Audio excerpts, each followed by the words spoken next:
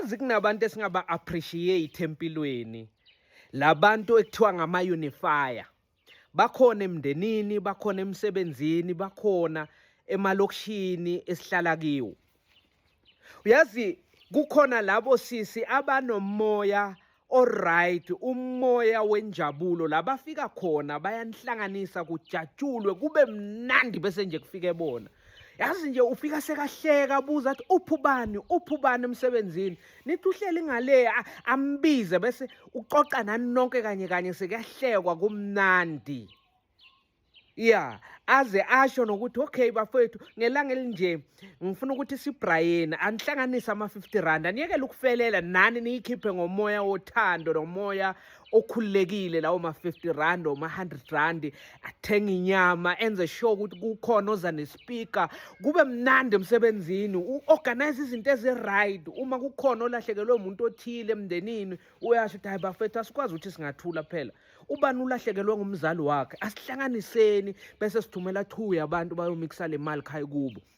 Uyabona kwenziwe konke lokho i-unifier la kafika khona abantu bayahlangana, kube nokubambisana, kube nenjabulo. Uyabona nasemndenini uthola nje either kube yihrotmane or isister nje, nakufike lona kuyajatshulwa, kuba mnandi. Ohleli yedwa ekamereni odlala ngefoni uyambiza, hayi wena angeke sithi sihlangene singumndeni uhlale wedwa ekamereni, amdonsa athi buya nalo hayi mane nangihaleli kuba nabantu bamdonsa eze sitting room, bese sethi sitting room naye sekugcina kuxoxa yena kakhulu lo bekayivalele ekamereni.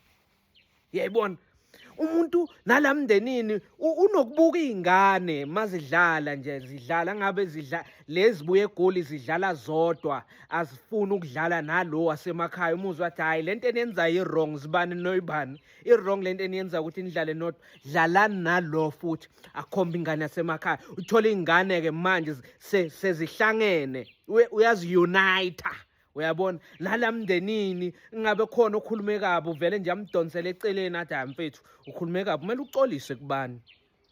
I-wrong lento oyenzile or i-wrong lento oyikhulumile ngekhathi ukhuluma noyibani. Uyayibona labantu labo siyabadinga noda, and I think sinalokuthi kwesinye isikhathi singabanaki or i-role yabo si-underestimate kusengathi ayikabaluleki, kanti ibaluleke kakhulu.